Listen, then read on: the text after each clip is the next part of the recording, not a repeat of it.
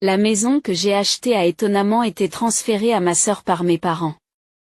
Dès que j'ai cessé de payer l'hypothèque, la maison a été vendue. Aujourd'hui, je suis en état de choc et sans voix. À 28 ans, je rembourse actuellement l'hypothèque d'une maison que j'ai achetée à mes parents. J'ai appris par la suite que mes parents avaient fait don de la maison à ma sœur. Il est surprenant qu'ils soient allés aussi loin pour ma sœur de 25 ans, mais ce qui me blesse le plus, c'est qu'ils ne m'en ont jamais parlé. J'ai toujours senti que mes parents aimaient ma sœur plus que moi, mais je n'aurais jamais imaginé que c'était à ce point. Mes parents avaient une affection incroyablement profonde pour ma sœur, mais malheureusement, ils n'ont rien fait pour moi, leur fille aînée. Ils ont toujours exigé beaucoup de moi. Dès mon plus jeune âge, on m'a appris à assumer des responsabilités, alors que ma sœur, Sally, était traitée comme une princesse. Elle n'était pas vraiment une princesse, mais mes parents lui donnaient l'impression d'en être une. Même s'ils n'étaient pas riches, Sally avait la liberté de faire ce qu'elle voulait. Mes parents n'ont jamais exigé d'elle qu'elle fasse des études. Pendant que je me concentrais sur mes études, elle avait la liberté de s'adonner à ses passions et à ses passe-temps. Cela a toujours été la norme. Mes parents m'ont clairement fait comprendre ce qu'ils attendaient de moi et ont insisté sur le fait que je devais me construire une carrière solide. Après avoir obtenu mon diplôme de fin d'études secondaires, je ne pouvais pas me permettre de me relâcher dans mes études. Mes parents se sont endettés et ont puisé dans leurs économies pour que je puisse fréquenter une école technique. Au lieu d'utiliser mes propres économies, je leur ai proposé de co-signer un prêt pour mes études, avec l'intention de le rembourser une fois que j'aurais commencé à travailler. Ils se sont toutefois opposés à cette idée, invoquant des taux d'intérêt élevés qui représenteraient 1,5 fois le montant initial. À l'époque, je n'étais pas assez mûr pour comprendre le fonctionnement des prêts. Je pensais que c'était mieux ainsi puisque mes parents avaient décidé de ne pas le faire. À l'époque, je venais d'avoir 18 ans. Je pensais qu'ils essayaient de me protéger des difficultés financières, mais je n'aurais jamais imaginé que cela deviendrait plus tard un outil pour m'exploiter. Immédiatement après avoir obtenu mon diplôme, j'ai décroché un emploi stable dans le domaine de la technologie. C'était exactement ce qu'ils voulaient. Ils étaient fiers de ma réussite. Mais j'ai toujours eu l'impression qu'ils attendaient un retour sur l'investissement qu'ils avaient fait en moi. Ils me rappelaient constamment de ne jamais oublier les sacrifices que nous avons faits pour toi. N'oublie pas d'où tu viens. Au début, cela semblait inoffensif. Je pensais qu'ils essayaient de me faire garder les pieds sur terre, mais avec le temps, j'ai compris qu'il s'agissait d'une manipulation émotionnelle. Ils étaient experts dans l'art d'instiller la culpabilité. Lorsque j'ai commencé à travailler, la pression n'a fait qu'augmenter. Chaque fois que je me rendais à la maison, mon père me demandait sans cesse où j'en étais. Je n'ai jamais pu oublier qu'il avait dépensé toutes ses économies pour mon éducation. Je devais travailler dur pour rembourser les énormes sacrifices que mes parents avaient faits pour moi. J'ai compris qu'ils avaient besoin d'une nouvelle maison. Pendant des années, ils avaient économisé avec diligence, uniquement pour utiliser ces fonds pour mes études universitaires. Cela faisait moins d'1 an que j'avais commencé à travailler et j'étais encore novice dans mon premier emploi. Lorsque je suis rentrée à la maison pour les vacances, mon père m'a regardé fixement pendant le dîner et m'a dit quelque chose qui m'a ébranlé. Nous avons joué notre rôle dans ton éducation. Maintenant, c'est à toi de faire des projets pour nous acheter une maison. Nous ne pouvons pas vivre éternellement avec un loyer. En entendant ces mots, mon estomac s'est retourné. Je comprenais que mes parents voulaient que j'achète une maison, mais je ne pensais pas que cela arriverait si tôt. Cela faisait à peine 1 an que j'étais entrée dans la vie active et je partageais encore un appartement avec 2 autres femmes. Je ne pouvais pas me permettre d'acheter une maison toute seule. Malgré les objections des institutions financières, mes parents m'ont poussé à acheter une maison. Papa, je viens de commencer à travailler. Je n'ai même pas les moyens d'acheter un appartement. Pourquoi cette demande financière si importante tout d'un coup, ai-je protesté. Après avoir réfléchi un instant, mon père m'a dit que nous t'avions appris à planifier et à travailler pour atteindre tes objectifs. Ma mère, d'une voix douce mais ferme, a dit que sans nous, tu n'aurais pas pu aller à l'université. Tu ne serais pas ce que tu es aujourd'hui. Je veux que tu rembourses cette dette envers nous. Je n'ai pas eu le courage de dire qu'ils avaient tort. Je dois ma position actuelle à leur sacrifice.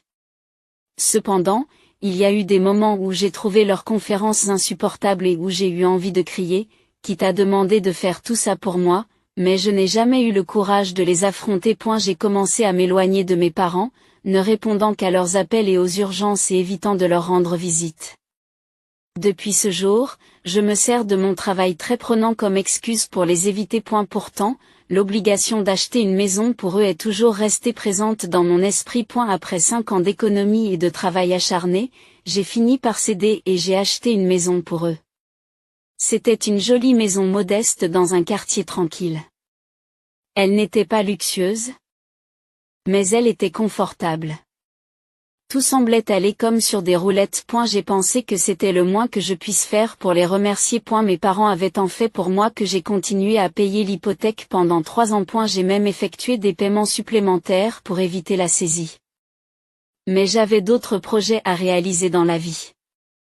Je voulais avoir ma propre maison pour pouvoir voyager et fonder une famille.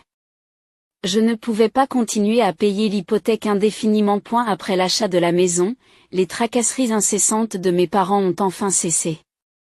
Ils ont fièrement expliqué à leurs parents et amis que leur investissement avait porté ses fruits. Je n'y ai pas prêté beaucoup d'attention, mais il y avait toujours un fossé dans notre relation. J'y continuais à prendre mes distances avec ma famille et ne me rendais que rarement à la maison. Un jour, après des mois de travail intensif, j'ai décidé de me rendre à la maison pour la première fois depuis longtemps. J'ai informé mes parents de mon arrivée. J'avais l'intention de leur faire une surprise, mais une surprise inattendue m'attendait. En m'engageant dans l'allée, j'ai remarqué la voiture de ma sœur Sally garée devant la maison. J'ai pensé qu'elle était peut-être en visite, et j'étais ravie d'assister à une réunion de famille. Cela faisait des années que Sally s'était mariée et avait déménagé. Je ne l'avais pas beaucoup vue depuis que nos parents louaient encore leur ancienne maison. La dernière fois que je l'avais vue, c'était à son mariage. Lorsque j'ai frappé à la porte, Sally a répondu. Elle portait un pyjama, j'ai donc supposé qu'elle était là pour une courte visite. Nous avons échangé nos salutations et nous nous sommes serrés dans les bras. Puis elle m'a demandé, « Eh, qu'est-ce que tu fais ici ?»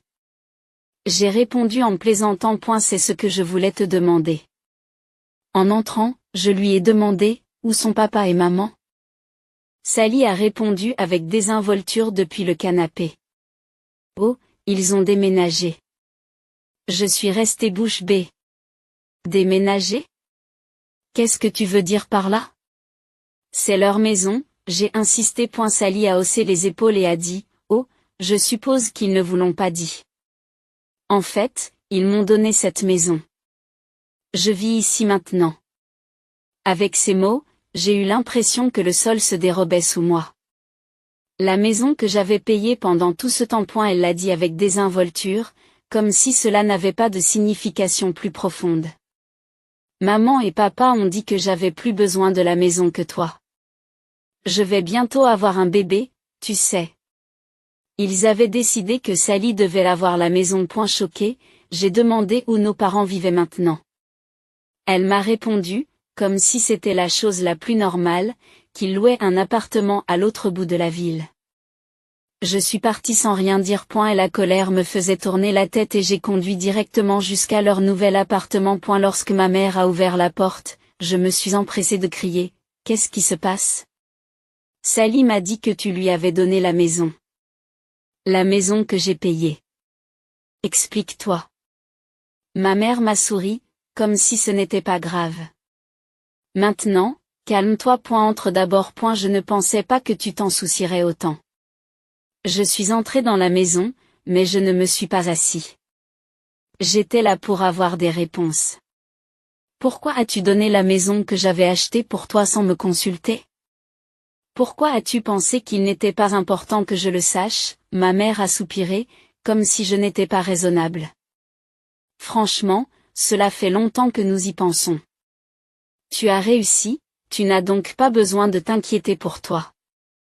Voulez-vous que les enfants de Sally grandissent dans un foyer instable, avec une maison à elle ? Elle n'aura plus à se soucier du loyer et pourra se concentrer sur leur bonheur. Ces paroles m'ont fait exploser de colère. Je me fiche de savoir où ma nièce ou mon neveu grandira. Je ne vois rien de mal à ce qu'ils vivent dans une maison louée. Nous avons nous-mêmes vécu dans des logements locatifs et nous nous en sommes bien sortis. De plus, leur situation n'est pas de mon ressort. C'est à Sally et à son mari de s'en occuper. S'ils veulent une stabilité financière, ils devraient trouver un meilleur emploi. Entendant l'agitation, mon père est entré dans la pièce et a dit « Pourquoi faites-vous tant d'histoires ? Sally a besoin d'une stabilité financière, et c'est notre devoir de la lui fournir. Elle n'a pas eu les mêmes chances que vous. Nous n'avons pas payé ses études, elle mérite donc la maison. J'étais incrédule. Comment peux-tu dire quelque chose d'aussi ridicule, ai-je demandé. Elle n'est pas allée à l'université, c'est pourquoi vous n'avez pas eu à la payer, n'est-ce pas? N'oubliez pas qu'elle a abandonné le lycée. Ils n'ont manifestement pas saisi la gravité de leurs actes. Tu as déjà réussi, tu n'as qu'à t'acheter autre chose, ont-ils dit. Bien sûr, je peux acheter quelque chose d'autre. Mais j'ai toujours insisté sur le fait que c'est à moi de le dire, pas à toi. Leurs paroles m'ont fait tourner la tête, comme si le monde était à l'envers. Je n'arrivais pas à comprendre leur logique et j'étais complètement désorienté. Finalement, j'ai quitté leur appartement en claquant la porte, je suis allé à l'hôtel et je me suis détendu depuis. Je ne sais vraiment pas comment aller de l'avant. Je ne peux pas reculer comme c'est à Je n'ai pas l'intention de continuer à payer l'hypothèque après avoir découvert les faits, mais naviguer dans cette situation difficile est incroyablement complexe. Je comprends que mes parents n'ont pas les moyens de payer les mensualités. Mais je suis persuadée que ma sœur peut le faire. Tout cela s'est passé vendredi. Nous sommes aujourd'hui dimanche. J'ai réservé un vol pour mardi afin de rentrer chez moi. J'ai envisagé de partir immédiatement, mais après m'être calmé, je me suis rendu compte qu'il y avait d'autres choses à faire. Je veux vérifier le solde de l'hypothèque. Comme j'ai payé trop cher, il devrait être plus près d'être remboursé que prévu. Avant la visite, j'ai envoyé un SMS à mon père pour lui demander le montant de l'hypothèque restante. Il m'a répondu qu'il devait confirmer avec le gestionnaire du prêt. J'ai envoyé un message disant « Emmenez-moi à la banque demain. Je dois vérifier le solde restant dû. » Bien que je ne veuille pas continuer à payer l'hypothèque, j'ai besoin de bien comprendre la situation. Compte tenu de tout ce qui s'est passé, je ne peux pas justifier la poursuite de ces paiements. J'estime que l'achat de la maison était déjà une contribution importante. Et il est clair que mes parents et ma sœur ont pris ma générosité pour argent comptant, et je ne me fais pas d'illusions à ce sujet. Je ne me sens pas obligé de continuer à payer pour une maison qui n'est plus la mienne. Cela vaut peut-être la peine d'en discuter avec mes parents, mais je dois leur dire clairement que je ne peux pas supporter un bien qui m'a été cédé sans mon consentement. Puis, une vérité encore plus insupportable est apparue. Je reviens de la banque et la découverte que j'y ai faite m'a brisé le cœur. Les paiements supplémentaires que j'ai effectués pour l'hypothèque n'ont jamais été crédités à la banque. Mon père n'avait payé que le montant requis pour l'hypothèque. Les fonds excédentaires étaient utilisés pour payer le loyer de leur appartement. Telle est la réalité. C'est dévastateur. J'ai vécu de manière frugale, en fonction de mes moyens, et j'ai essayé de rembourser l'hypothèque plus tôt que prévu. Lorsque le directeur de la banque m'a montré les relevés des dépôts mensuels, je me suis rendu compte que j'avais payé environ 1,3 fois le montant requis. J'ai insisté sur le fait qu'il devait y avoir une erreur. Nous avons examiné l'historique des transactions et nous avons vu combien j'avais envoyé à mon père chaque mois. Mon père a affirmé que les registres du gestionnaire étaient exacts. Le montant exact a été versé au titre de l'hypothèque. J'ai eu l'impression qu'il avait mal compris ou qu'il était confus, mais il m'a pris le bras et m'a dit « Les registres sont corrects. Vous aviez raison. Nous en reparlerons plus tard. » Ces paroles m'ont écrasé. Je me suis senti étourdi et accablé par la possibilité d'une nouvelle trahison. Au cours de la réunion, je suis resté assise en silence pendant que le directeur m'expliquait les autres détails de l'hypothèque et les options de consolidation du prêt. Dès qu'il s'est éloigné, mon père m'a pris à part et m'a demandé « Pourquoi as-tu parlé des paiements supplémentaires? Étaient-ils destinés à l'hypothèque ?» J'ai haussé le ton. J'ai répondu que oui, bien sûr. Sinon, pourquoi aurais-je envoyé de l'argent en plus? Ce qu'il a dit ensuite m'a stupéfié. Je pensais que c'était pour nos dépenses. Mais je l'ai utilisé pour payer le loyer, a-t-il admis. Je l'ai regardé fixement, puis je me suis enfoncé dans une chaise, enfouissant mon visage et mes mains. Comment vais-je faire face à mes parents maintenant? Mon père s'est assis à côté de moi et m'a dit que ce n'était pas si grave. Je n'ai pas pu cacher ma colère. Ce n'est pas si grave? Me forcer à acheter une maison, la donner à Sally sans me le dire, et utiliser mes paiements supplémentaires pour le loyer, rien de tout cela n'est grave. Elle a répliqué. Le fait est que l'achat de la maison ne t'a apporté aucun bénéfice. Mais j'ai dépensé toutes mes économies pour tes études. Un peu de retour sur investissement n'est pas de trop avec l'argent que tu as envoyé pour la maison. J'ai payé les mensualités à temps. Quel est le problème si j'utilise l'argent supplémentaire pour payer le loyer? Je ne vous demande pas plus d'argent. Je me demande comment réagir à cette trahison et à la justification tordue qu'ils donnent de leurs actes. J'étais furieuse de ces paroles et de ces arguments. L'argent supplémentaire était destiné au remboursement anticipé de l'hypothèque, pas à couvrir les frais de votre nouvel appartement. J'ai quitté la banque et j'ai commencé à marcher sur le chemin. J'ai entendu mon père m'appeler par mon nom, mais je ne me suis pas retournée et j'ai continué à marcher vers la station de métro. Ma mère m'a appelé plusieurs fois et m'a envoyé un SMS pour me dire de rentrer à la maison afin que nous puissions nous asseoir et discuter de cette affaire. Je n'ai pas répondu. Je ne voulais plus avoir de conversation avec eux. J'ai décidé de prendre les mesures qui s'imposaient pour m'opposer à leurs bêtises. J'étais vraiment choquée par la façon dont mon père déformait la situation pour me donner l'impression d'être un fardeau. J'ai le droit d'être en colère, mais j'ai aussi le droit de fixer des limites. Il est essentiel que ma position soit claire. Je suis une personne très généreuse, mais il est évident que mes parents ont exploité ma bonne volonté. Dans cette situation, ignorer leurs appels et leurs messages est tout à fait justifié. Je dois continuer à me concentrer sur mon propre bien-être. À ce moment-là, je tremblais de colère. Plus tard, je suis rentrée chez moi et j'ai repris une vie normale. A eu changement de moi, je n'ai pas renvoyé le paiement de l'hypothèque à mon père comme prévu. Au début du mois, mon père a essayé de me contacter, mais il n'a pas pu me joindre car je l'avais déjà bloqué. J'ai également bloqué ma mère, ma sœur Sally et le mari de Sally. Recherche de la paix. J'ai pris la décision de ne plus payer l'hypothèque. Je ne pouvais plus supporter d'être manipulée. Si mes parents voulaient donner la maison à Sally, qu'ils le fassent. Elle devait prendre en charge les paiements. C'est à elle de prendre cette responsabilité. Lorsque mes parents ont appris que j'avais cessé les paiements, ils étaient furieux.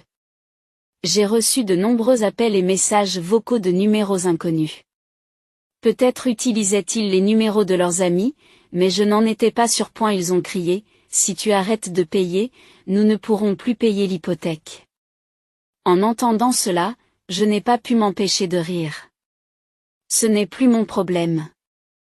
J'ai également bloqué tous ces numéros. Mais ce n'était pas la fin du problème. 3 jours plus tard, en rentrant du travail, j'ai trouvé mon père sur le pas de ma porte, furieux. Il a crié, « Ça ne peut pas se terminer comme ça. Tu nous dois bien ça. C'est nous qui t'avons envoyé à l'université. C'est nous qui avons fait de toi ce que tu es aujourd'hui. » J'ai répliqué. J'ai déjà assez payé, n'est-ce pas? Sais-tu au moins combien d'argent j'ai investi dans l'hypothèque? C'est bien plus que ce que tu as dépensé pour mes études. Je ne vous dois rien. Mon père m'a accusé d'être ingrat, mais je l'ai interrompu. Non. Arrêtez d'essayer de me culpabiliser. J'en ai assez. Je ne paierai plus ton loyer ni aucune autre dépense. C'est ton choix, pas le mien. Je n'en peux plus. Tu m'as traité comme une marchandise. Après m'avoir élevé comme un investissement pour l'université. Maintenant, tu veux tirer des profits de moi pour la vie. Je ne suis pas un produit. Sur ces mots, j'ai pris d'assaut le couloir et je suis parti. Je ne suis pas retourné à mon appartement. J'avais peur qu'ils me suivent. Je ne voulais pas de drame supplémentaire. Lorsque je suis revenu plus tard dans la nuit, il n'était plus là. Et ma mère m'a appelé plusieurs fois, laissant des messages vocaux affolés.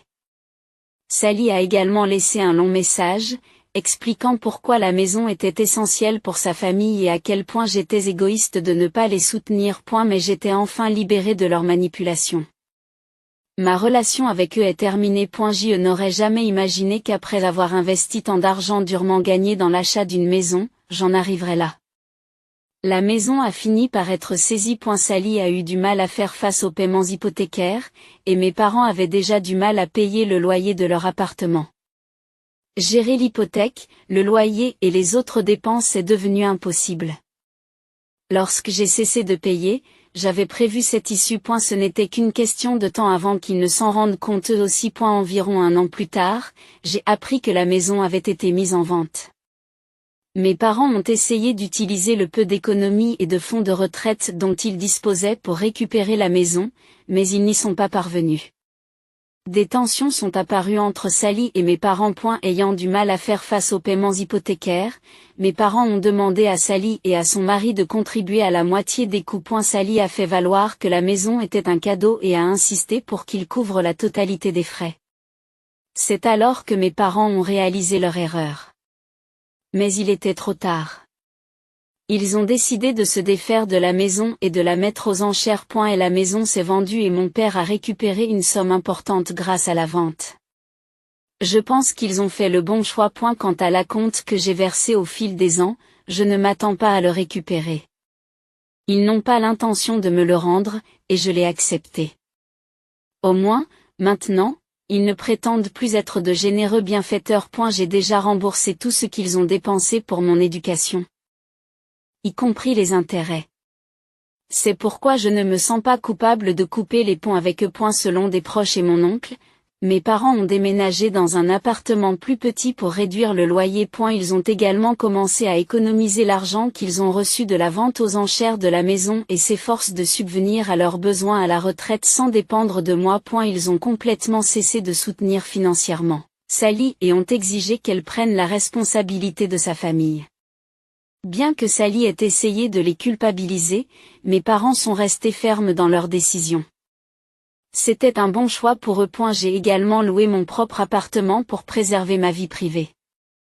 J'ai commencé à économiser pour acheter une maison qui sera vraiment la mienne. Il n'est jamais facile de s'éloigner de sa famille, mais parfois, même ceux qui sont censés vous aimer le plus peuvent profiter de vous. Il m'a fallu du temps pour comprendre cette vérité. Mais je ne regrette pas ma décision. Qu'il s'agisse de membres de la famille ou d'étrangers, j'estime que je mérite d'être traité avec respect et pas seulement comme une source d'argent. Il est triste d'entendre parler de la désintégration de ma famille, mais ils réalisent enfin les conséquences de leurs actes insensés.